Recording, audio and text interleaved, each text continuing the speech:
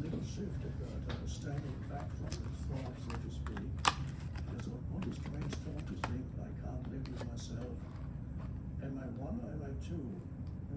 Who is that self that I cannot live with? That who am I? So a kind of inner separation occurred. And I felt like disappearing into a kind of void. And the next morning I woke up and I felt incredibly peaceful for some reason. I didn't understand why. It took me several years to understand why from that point onward there was always, sometimes in the foreground, sometimes in the background, the sense of inner peace, no matter what my outer circumstances were. But now I can actually explain what happened that night. There was a disidentification in my consciousness from the stream of compulsive and incessant thinking that most people have absolutely no control over. People say, I think, but that is usually not the case because thinking happens to them. They have no control over it. So it's actually wrong to say, I think. It would be the same as you were saying, I'm beating my heart. You're not beating hard. It's done for you. It happens to you. Yeah. So there was this, what I now call the voice in the head, that I was completely identified with. So I was completely identified with the stream of thinking, which is quite normal. Well, many people are. And a lot of that stream of thinking was of a negative nature. So I did not experience the reality around me except through the veil of negative self-talk, the veil, the mental veil of negative labeling and interpretations. And my whole, what I consider to be my life, I hadn't realized until I disidentified, what I took to be my life was a narrative in my mind. And it consisted of certain things from the past that I identified with, things that had happened to me. It was a bundle of thoughts that recurred continuously that gave me my sense of self, and it was an unhappy sense of self. It was a narrative-based sense of self. And that night, I stood back from this narrative, which is fueled by continuous thinking. I stood back and I realized for the first time a dimension of consciousness within myself that was deeper, I could also say higher, depends how you want to look at it, deeper than thinking. Now, this dimension of consciousness that's deeper than thinking, I now call it awareness, or sometimes call it presence. And that exists in every human being, but most humans are not aware of it at all. They don't know that there is a deeper dimension of consciousness in them. And that dimension transcends thinking. You experience it when the mind becomes still for a moment. This is what people want to achieve, for example, when they meditate. It can also happen to you when you're engaged in a dangerous activity like mountain climbing, that you cannot be involved in thinking. You have to, conceptual thinking stops, but you do not lose consciousness. So the important thing is, there is a state of consciousness possible in humans where you are fully conscious without the activity of conceptual thinking.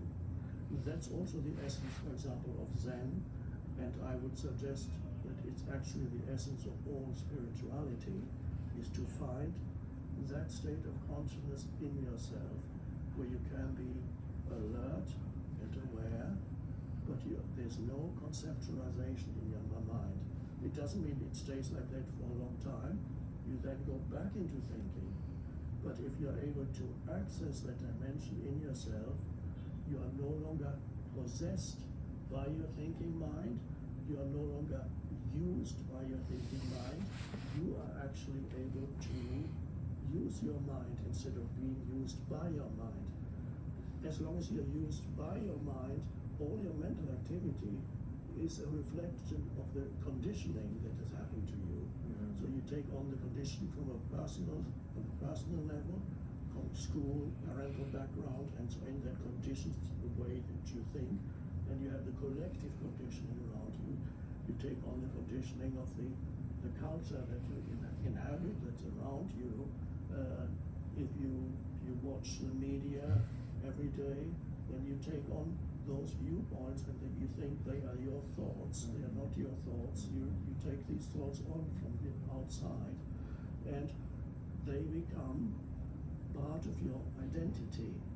So identity is a key word, because identity, everybody is extremely interested in finding their identity.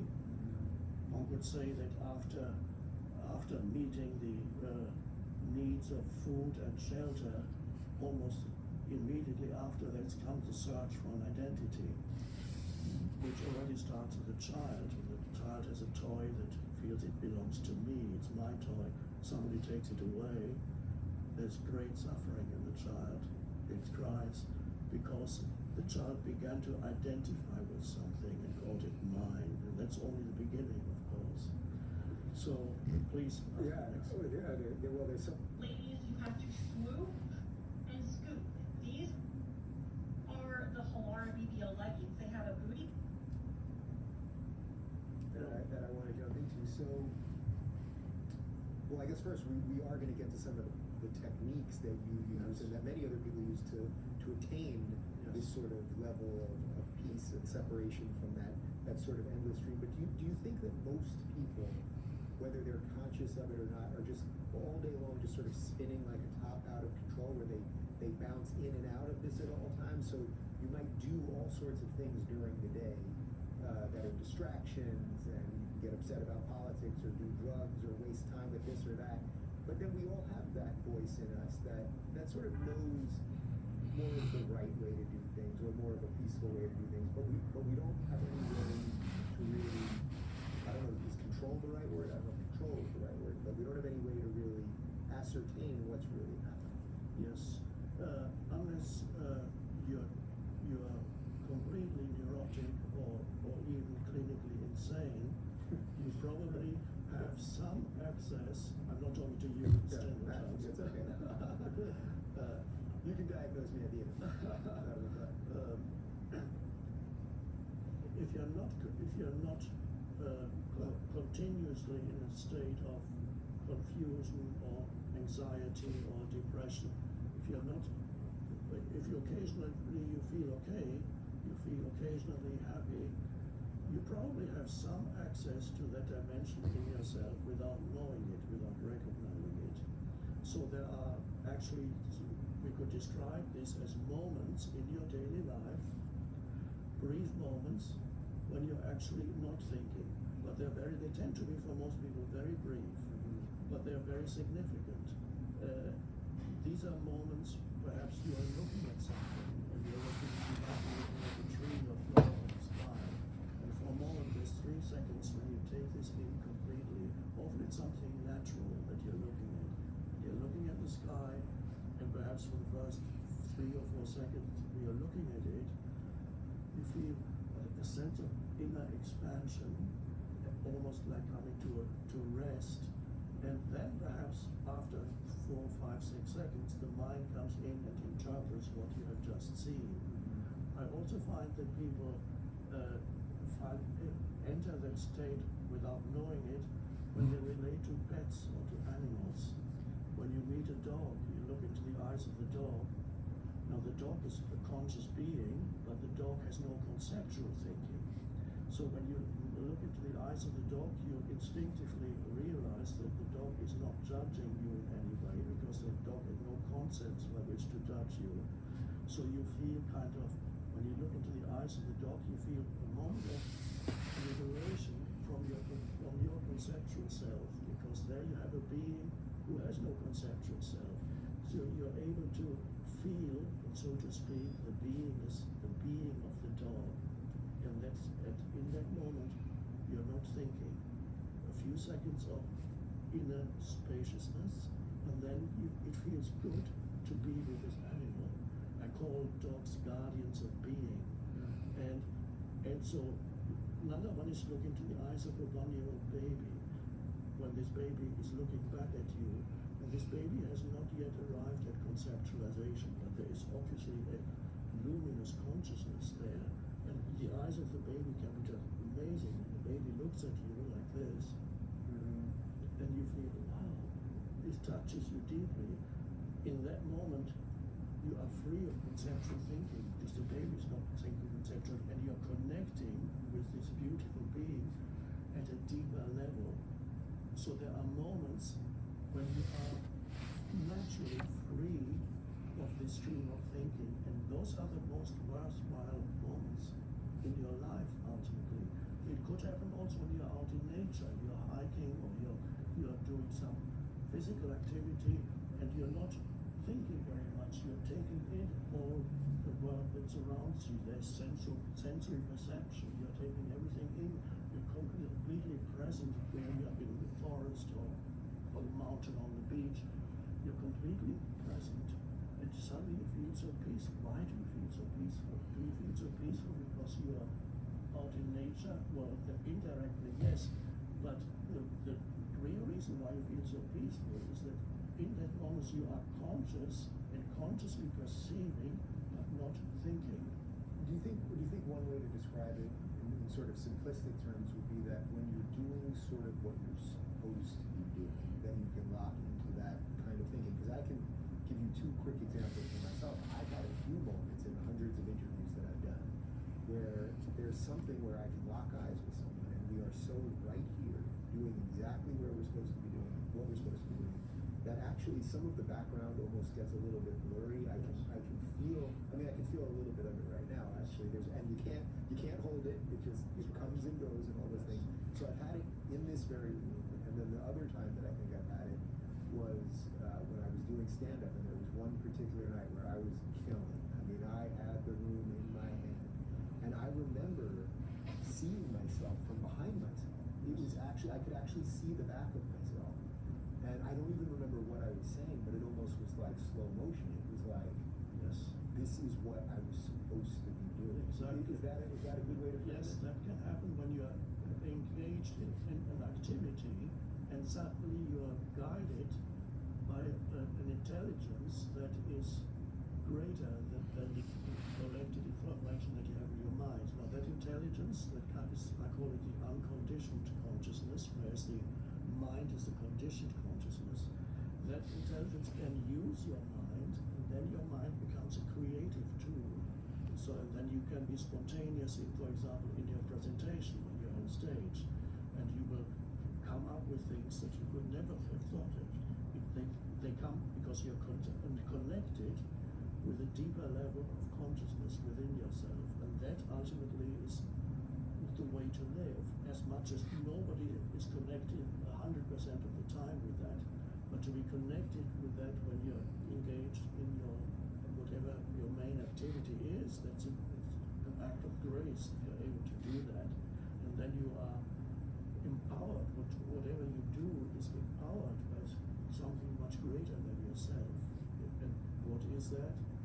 It is, I'd say, you have access to what I call, sounds perhaps a little bit mystical, universal intelligence, of which the human mind is only one expression. There are countless expressions of universal intelligence. And all the ancient spiritual teachings, they actually point that way. If you don't mind, if I may interpret something that Jesus said, which I believe is actually exactly the same thing. Jesus often talks about the kingdom of heaven. Interesting expression. And there's a line which I opened the Bible the other day, and I saw the line. It said Jesus went from village to village and from town to town and said, repent, for the kingdom of heaven is at hand. And the whole thing is already contained there. Repent means, it's a mistranslation. Repentance, the original Greek, is metanoia, which means a turnaround, a shift, complete shift. So the repentance. So people think of it as apologize or something like yes, that's actually or not what beat it is. yourself up. I'm such a miserable sinner. That's a misinterpretation of repentance started when it was translated into Latin as penitentia, which was already wrong. And now we have metanoia as repentance. No, a complete reversal, a complete turnaround. In other words, a shift in consciousness. Now, what does it mean by the kingdom of heaven? Now, Christians traditionally believed it's something that's going to come. That's the belief.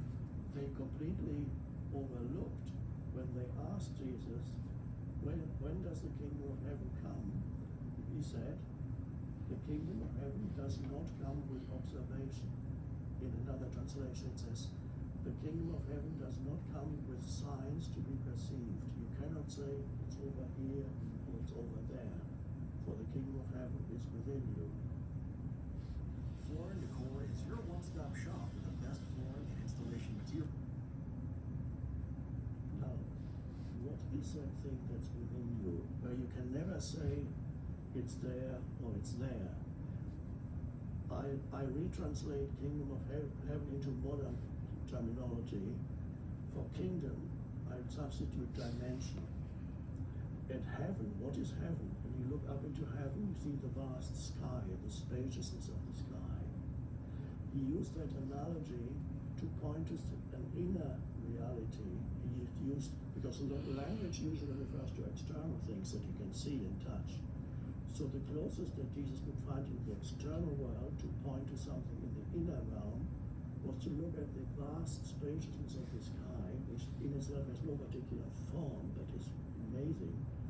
And he said, the kingdom of heaven then is heaven, my translation is spaciousness, inner spaciousness, which is the uncluttered mind, consciousness without conceptual, without thought, inner alert stillness.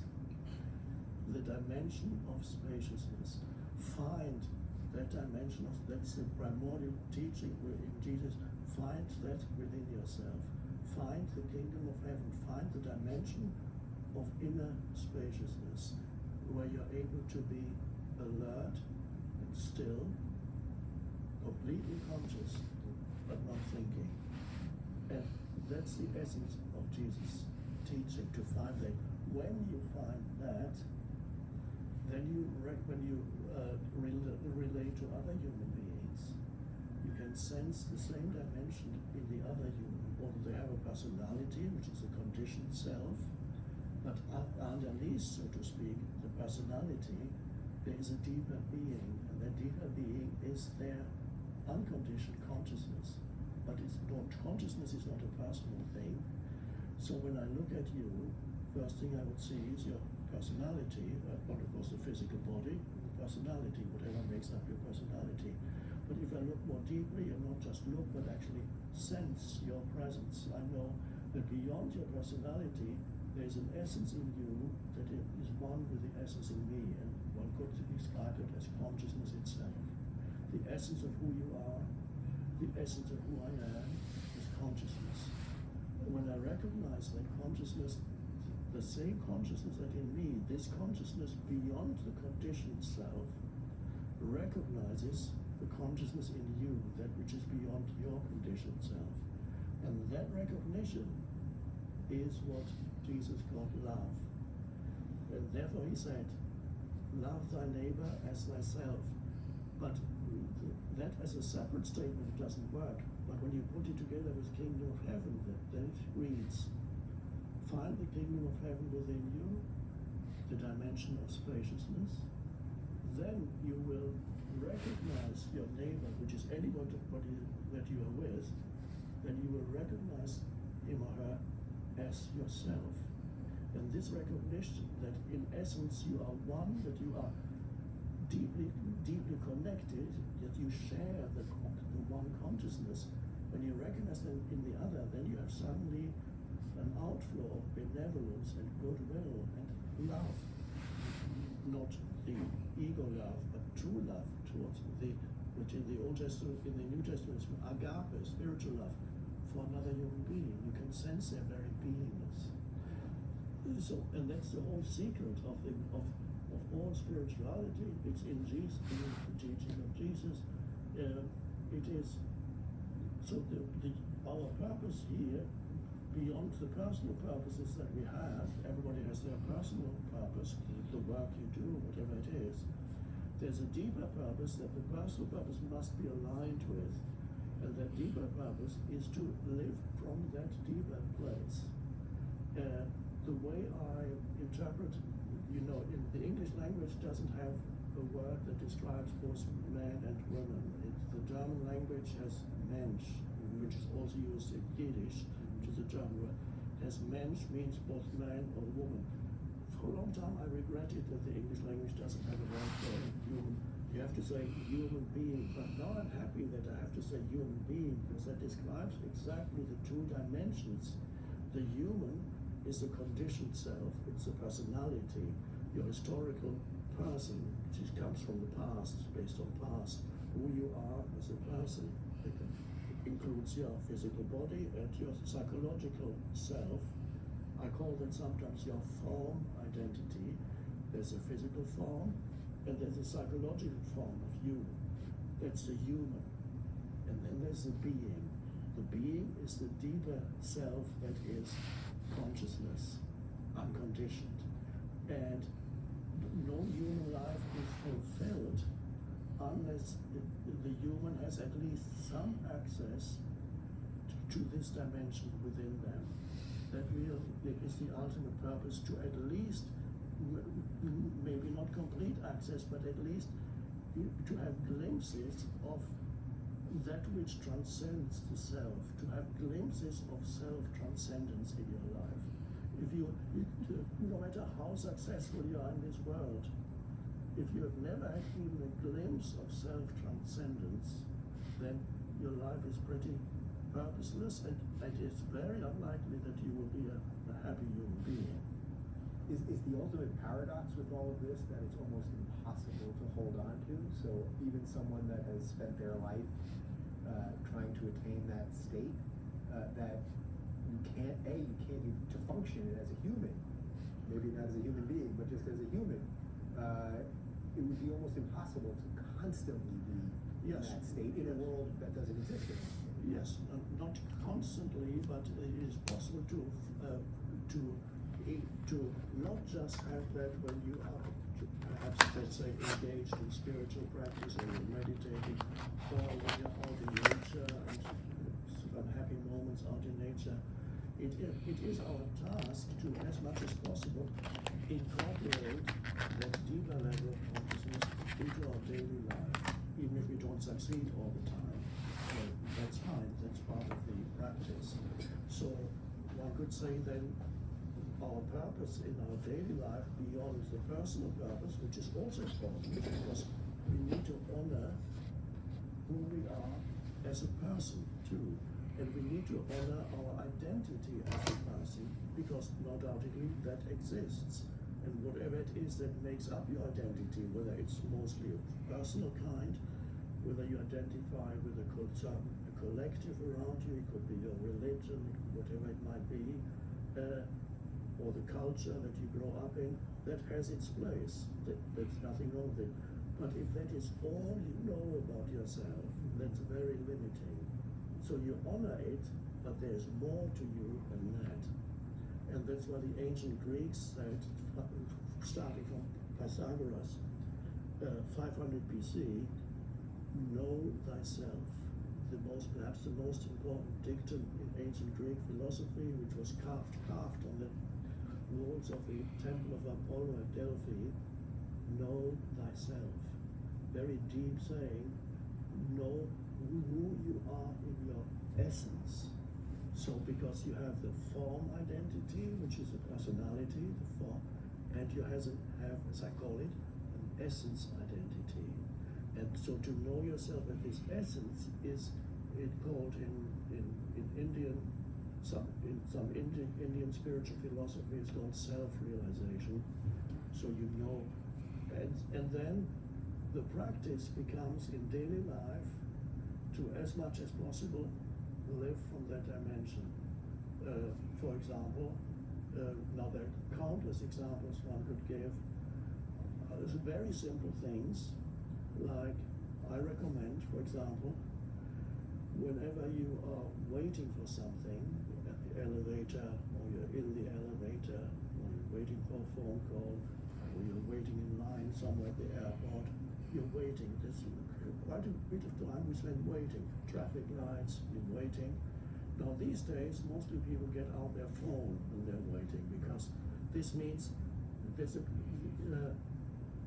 continuously your mind is being cluttered. More and more, I call it clutter. Clutter is useless information. They get out their phone, they don't know why. They get out their phone because somebody next to them is getting out their phone. And then they start switching around.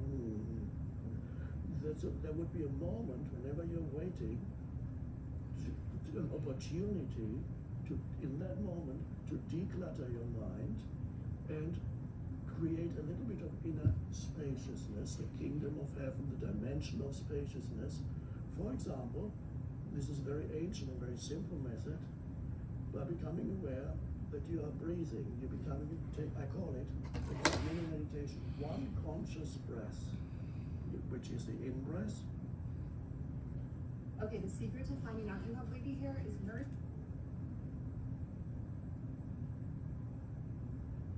To rest with your attention. You feel it, the air moving into the body. You might even feel it into your abdomen, the energy.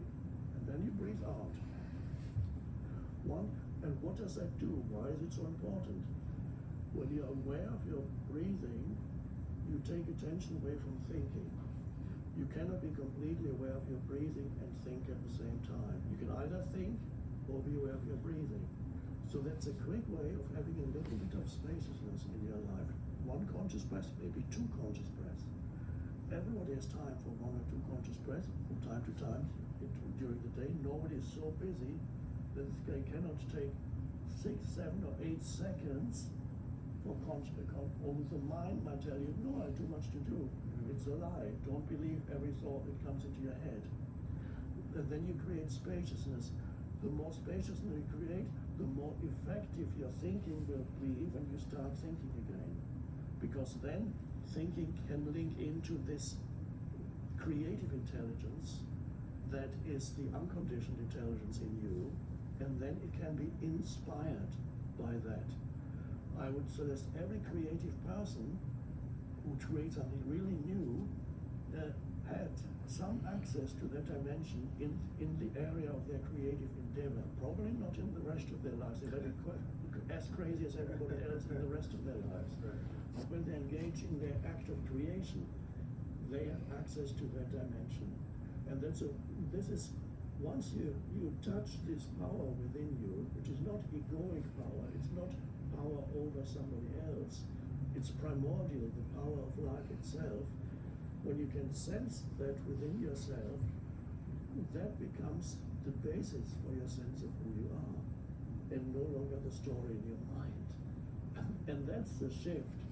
So you become free of having to completely identify with your past, deriving your sense of who you are from your historical past, which is most people's past is just a very mixed bag, and there's a lot of it that you may not like. Instead of that, your sense of who you are comes from a deeper place, and that resolves all questions of what people are concerned with: self-esteem, self-confidence. People go to therapists to build up their self-esteem because it's not high enough. But once you touch that level of consciousness within yourself, self-esteem comes from there, but it's not comparative anymore. Then you can sense the power that dwells within you, and you don't need to compare yourself to somebody else and say, I'm powerful because I have more than this person. You know, in essence, every human has that, but most people don't know it. But it's there as a seed, one could say, in every human being. It's so wonderful, this realization. Where does past guilt, which I think you're sort of referencing here, fit into this? Because we mentioned right before we started that I've been on tour with Jordan Peterson, and during the Q&As, I see so many people that will say to him, you know, I just read your book and I'm a applying the 12 rules for life, and my life is better, my relationship's better, I'm not doing drugs, whatever it may be.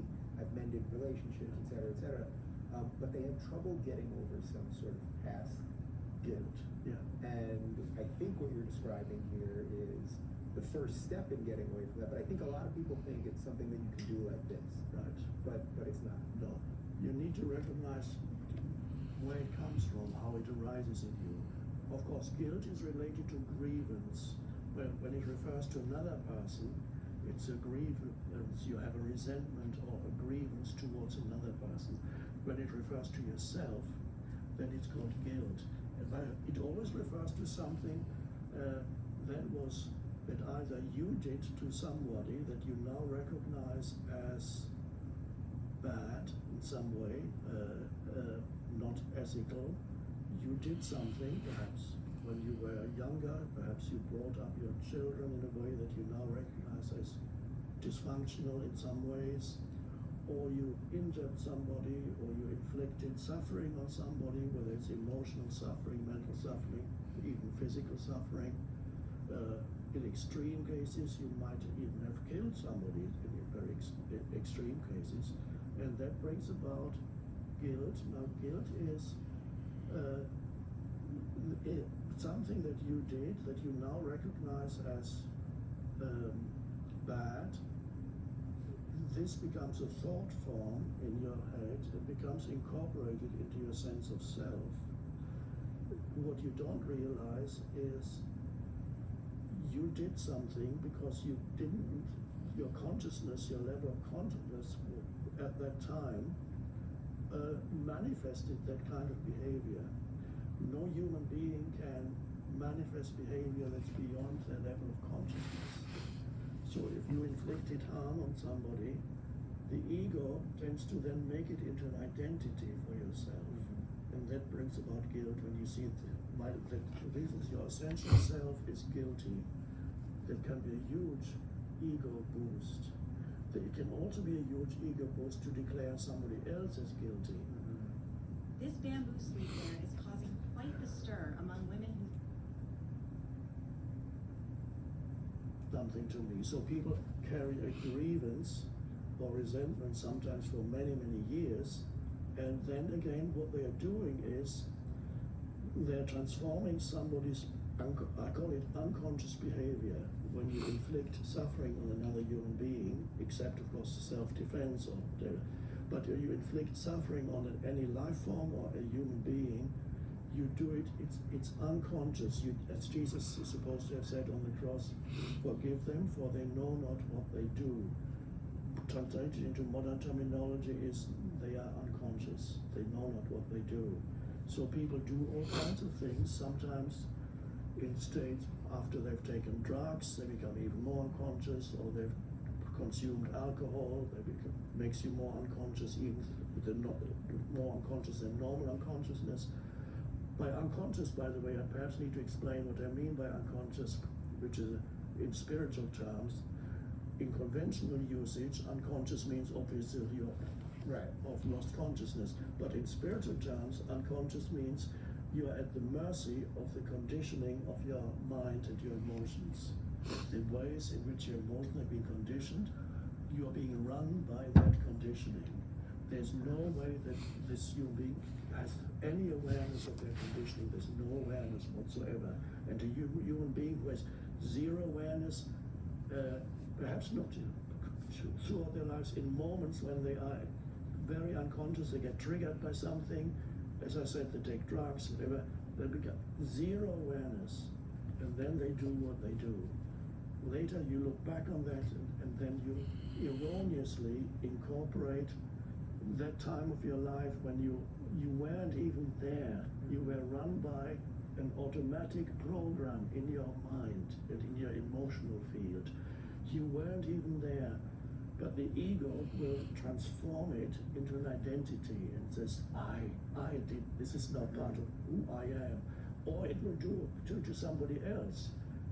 There was a long time when I had resentment towards my father, because my father was pretty unconscious, except very late in life, had a very strong ego, and living with him as a child was living with an unexploded bomb that could go off at any moment. You know, these intense rages would suddenly come several times a week. So I lived in a constant state of kind of background anxiety. When is this bomb going to explode again next? And then for a long time, when in my 20s, I had a resentment towards him until I went to the shift in consciousness, and I suddenly realized he did what he had to do. There wasn't enough awareness in him to act any different. So he was at the mercy of his own conditioning. And once you see that, you no longer make it into an identity for him. And so you free him. And really, perhaps this is the meaning of forgiveness. You can forgive yourself by not making unconscious behavior in your past into an identity for yourself or for somebody else. Now a question may arise, and this is an interesting point. Now, does that mean people are not really responsible for what they do? So that's an interesting question. In ultimate terms, is to say it is true they are not responsible for what they do, but they will have to suffer the consequences of their unconsciousness.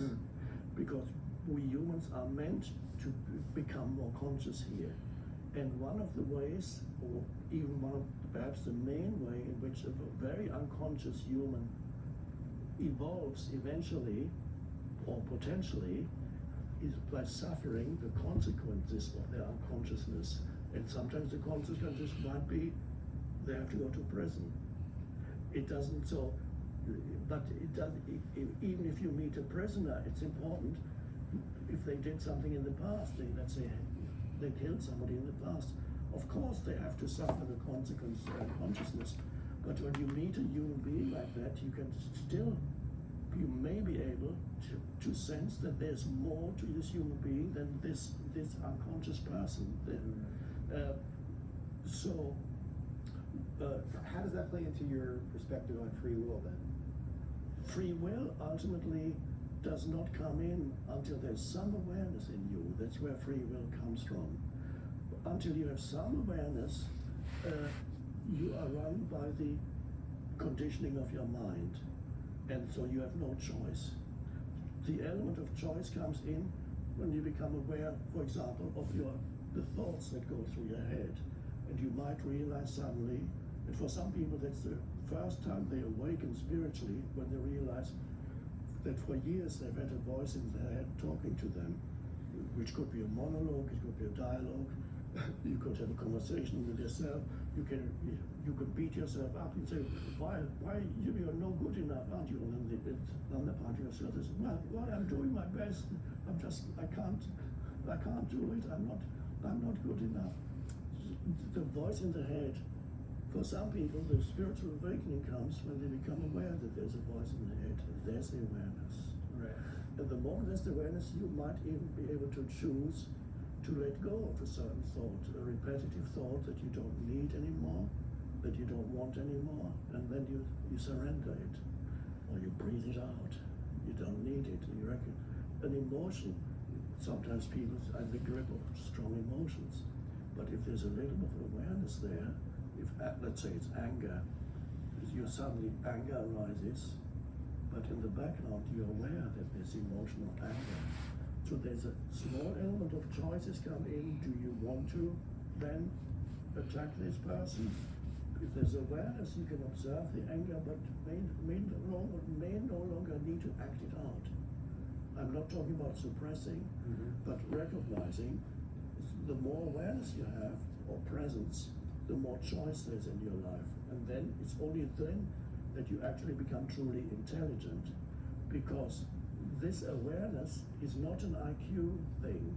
You can have, I've met highly intelligent people with 1 or 2 or 3 PhDs, academics and others, who are completely unconscious, completely unaware, still just completely in their minds. And people who in their personal lives, often very dysfunctional personal lives. So it's not to be equated with intelligence, this awareness. What do you make of that life, actually? So if there's someone that exists in that state all the time, but then becomes a world-changing scientist or mathematician or athlete or whatever it takes, they have to stay in that, whether it's consciously or not, they have to stay in that mode of thinking. What do you make of that life that maybe doesn't lock in to hearing the inner voice? Well, it can be a very extremely unbalanced life. No matter how intelligent they are, even people there are some people who are very creative in one area, but the rest of their lives is completely unbalanced. And then some people are almost destroyed by the lack of balance in their lives, like famous people, like even some famous pop artists who are quite creative in the way of Michael Jackson, for example. As a person, he's passed away now, but I remember seeing him in an interview. As a person, has got much to say. He's timid and but the moment he moves, he makes a dance movement, or just power flows through him. And I saw that the important thing is this. Stock up this Earth Day with Paleo Valley's buy one get one free offer. This creative intelligence needs to come into the rest of your life needs to become a work of art, a creative work of art, not just a little area in your life. So what the world needs is actually not more intelligence. It doesn't need more knowledge. I mean, we are drowning in facts and information, and we don't need more of that. To use an old-fashioned word, what the world needs is wisdom. Wisdom is inseparable from awareness. It arises out of awareness. Without wisdom, you are torn. You may be identified with the polarities of life. Perhaps worth mentioning here, the ancient yin and yang Chinese way of looking at the world. There's the yin is the feminine principle, and the yang is the masculine principle. So the polarities are everywhere in life. This is for Western mind, it's a very strange way of looking at things. But the Chinese philosophy, ancient Chinese philosophy, says there's a play of the world is a manifestation of the play between yin and yang, the feminine and masculine principles. You may remember the symbol of yin and yang with the bird. Here too, you can be in the grip of a particular energy movement. Without awareness, you can get into the grip of yang, and then you would become quite destructive if you go to an extreme. A country can be in the grip of yang energy, like Germany was, Russia, China. Any country where there's dictatorship is in the grip of an extreme grip of yang. Traditionally, society at least in the West, has been dominated by the yang energy, with occasional interludes of yin in between, but relatively insignificant. For example, the Romantic movement in the 19th century in art and literature was some yin coming in, but not for too long. So Would you put the Enlightenment as a yin state of being? Enlightenment, there was a bit of yin coming in, yes. But the first half of the 20th century was an extreme manifestation of yang. The world wars, the genocide in Germany, in Russia, in China, Cambodia, and other places. Absurd unconsciousness, yang. Then the Western world especially experienced, as a reaction to the extreme yang, an influx of yin. It started in the 60s, actually, a very strong influx of yin, and with that came the women's movement and all those things, more empathy towards other human beings came in.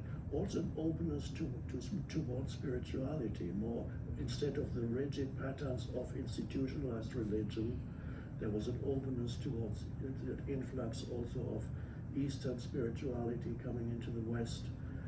There was an empathy with this is where the empathy with the disadvantaged humans came from, an empathy to the suffering of people who are physically disabled, mentally disabled, or the so-called marginalized, all those things. Oh, this is a wonderful thing. Human could sense their suffering, so more empathy came up, and this was a great thing, it's a necessary thing. Education changed completely from being dominated by the yang energy, discipline and yang, and now education became more and more permissive. You do your own things. It became so permissive that eventually there was no structure anymore. It was all, and schools became chaotic, and many families became totally chaotic. And so, and the wonderful empathy towards other human beings turned into political correctness. Quickly, the world was moving towards an extreme of yin to counterbalance, but there was no awareness. So people first were in the grip of the yang movement and identified with that as a collective. And now a significant portion of Western civilization, not all, but a significant portion of the population, is in the grip of a yin movement, and it's not stopping. It's going to an extreme where something that was initially good and necessary now turns, anything that goes to an extreme becomes destructive. And another ancient saying in Greek philosophy is nothing in excess. Nothing in excess. So now the collective is in the grip, not all of it, but significant part, especially the media, universities, and so on, are strongly in the grip of yin. Germany is an interesting example. They like to go to extremes. They were an extreme of yang. They became the most aggressive country in Europe. Narcissists don't target weak women, they target the fixed. And now they're going into extreme of yin. They are the most compassionate country in Europe, except Sweden. They open their borders completely. So please, we want to help you. This consists of two things. There is the compassion that arises when yin comes in. There's another element that needs to be mentioned. Yes, there's also guilt, which plays its part too. It's a combination of guilt and yin energy. So yin is symbolized as this. This is yin, receptive, open. This is yang.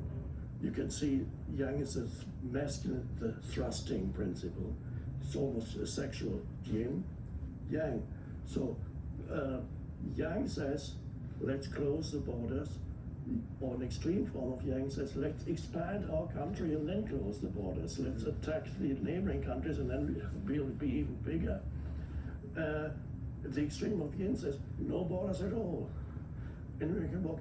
And this, it feels so good to be able to say, how can we deny human beings who want a better life? How can we deny? It feels so wonderful to say that. But what's lacking is wisdom. Compassion is there, and it's wonderful. So you have yin and yang. What's missing is there need to be, instead of two polarities, you need to be a triangle. At the apex of the triangle, you need to have awareness. If there's enough awareness, then you don't need to go to an extreme of either yin or yang. You know, it's so interesting because I wasn't really planning on doing anything sort of political with you, but actually I think in the last few minutes you've given me as good political analysis to sort of where we are. So without getting into the nitty-gritty of politics, if your premise is basically right, and this is why I always say the road to hell